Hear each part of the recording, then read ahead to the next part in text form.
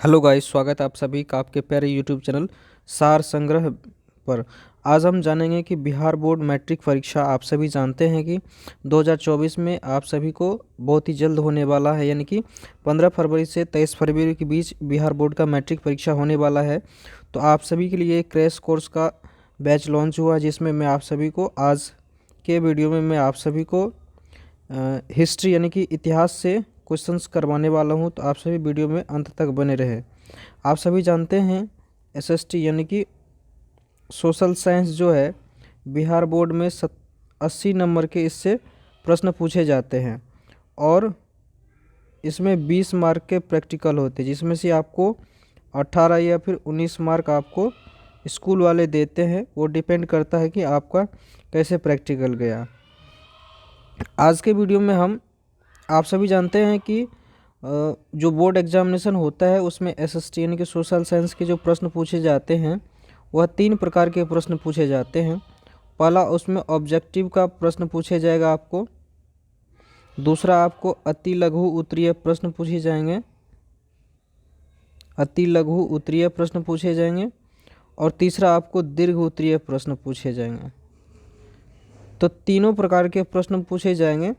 मैं आज के वीडियो में आप सभी को करवाने वाला हूं हिस्ट्री का पहला चैप्टर यानी कि यूरोप में राष्ट्रवाद से आप सभी को अति लघु उत्तरीय प्रश्न, जो बहुत ही VVI यानी कि वेरी इंपॉर्टेंट है।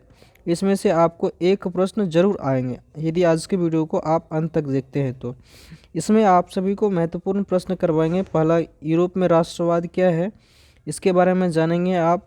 मेजनी कौन था, ये प्रश्न बहुत ही अच्छा है और कई बार एग्जामिनेशन में पूछे गए हैं, जैसा कि मैंने देखा हूँ। तीसरा है आपको मेटरनिक युग क्या है, ये प्रश्न का भी सवाल आपको आंसर मिलेंगे। और जर्मनी के एकीकरण की क्या बाधाएं थी। तो ये बहुत ही इम्पोर्टेंट क्वेश्चंस आज के रहने वाले हैं। वीडियो में अंत तक बने रहिए और आपको क्वेश्चंस करवाता हूँ। पहला प्रश्न है, राष्ट्रवाद क्या है। आप सभी के इतिहास का पहला चैप्टर का हिस्टोरी यानी कि इतिहास का पहला चैप्टर का यानी कि यूरोप में राष्ट्रवाद का पहला प्रश्न जो अति लघु उत्तरीय है, जो कई बार एग्जामिनेशन ये 20 से 25 वर्ड में आपको इसका आंसर देना होता है और आसानी से आप 2 मार्क अर्जित कर पाएंगे बोर्ड एग्जामिनेशन में। देखिए, राष्ट्रवाद क्या है आप सभी समझने का प्रयास कीजिएगा। राष्ट्रवाद एक ऐसी भावना यानी कि ऐसा विचार जो किसी विशेष भौगोलिक,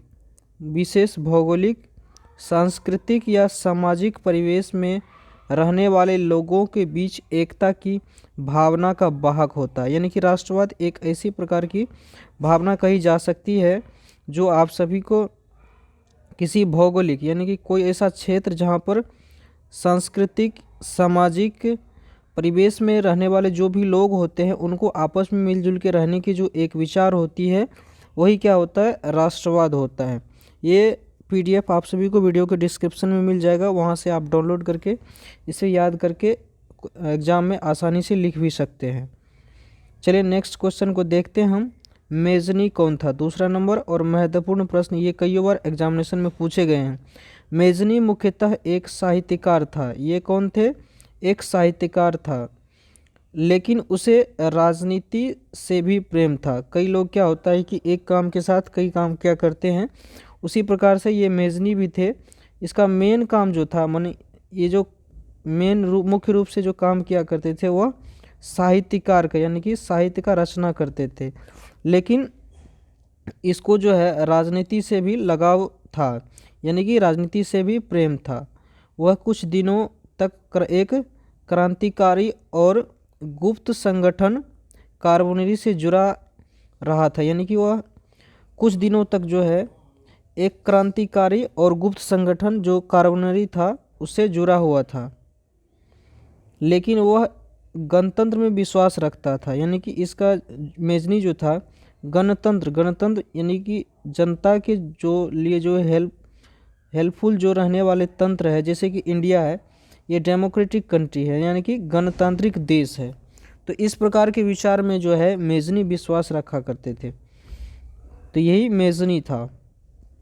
नेक्स्ट क्वेश्चन हम चलते हैं, जर्मनी की एकीकरण की बाधाएं क्या थी। जर्मनी की एकीकरण की बाधाएं क्या थी। जर्मनी जो था उसका जो एकीकरण हो रहा था उसमें क्या क्या बाधाएं थी, ये जानने का प्रयास कीजिएगा आप सभी। आंसर लिखेंगे, जर्मनी की एकीकरण की अनेक बाधाएं थी, यानी कि जर्मनी जो था उसका एकीकरण में कई सारे बाधाएं थी। वह लगभग 300 छोटे छोटे राज्यों में बटा हुआ था। जर्मनी जो है लगभग 300 छोटे छोटे राज्यों में बटा हुआ था। जब छोटे छोटे राज्यों में बटा हुआ था, जैसे कि इंडिया जब आज़ाद हुआ था तो यहाँ पे शासन करना या फिर यहाँ पे संविधान बनाना, किसी प्रकार के कानून बनाना बहुत ही ज़्यादा कठिन था। उसी प्रकार से जब जर्मनी का एकीकरण किया जा रहा था तो बहुत ज़्यादा कठिन था। 300 छोटे छोटे राज्यों में बटा हुआ था जर्मनी। इन सभी राज्यों के प्रमुखों की अपनी अपनी सोच थी, और ये 300 जो राज्य थे इन तीनों से राज्य में सबके प्रमुख हुआ करते थे, और सभी की क्या थी, अपनी अपनी विचारधाराएं थी, सोच थी।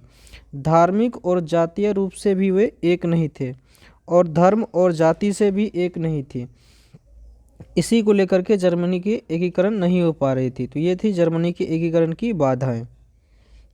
तीसरा प्रश्न, चौथा प्रश्न आपके सामने है, मेटरनिक युग क्या है।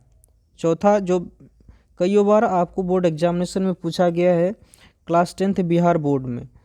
देखिए इसका है कि मेटरनिक पुरातन व्यवस्था का समर्थक था। ये जो मेटरनिक था पुरातन, यानी कि जो ट्रेडिशनल कल्चर थे। ट्रेडिशनल कल्चर मतलब कुछ चीज़ें, कुछ लोग होते हैं ना कि जो पूर्वज के जो नियम कायदे हैं तो उनको ज़्यादा फॉलो करते हैं। तो उसी प्रकार से ये जो था मेटरनिक पुरातन व्यवस्था का समर्थक था, और नेपोलियन द्वारा स्थापित एकता उसे पसंद नहीं था।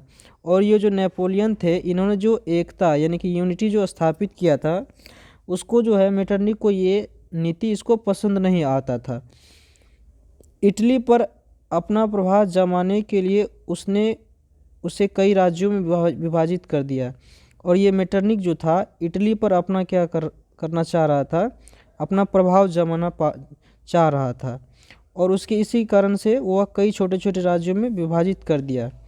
इसी युग को क्या कहा जाता है, मेटरनिक युग कहा जाता है। तो आज के वीडियो में आप सभी को 4 क्वेश्चन कराया।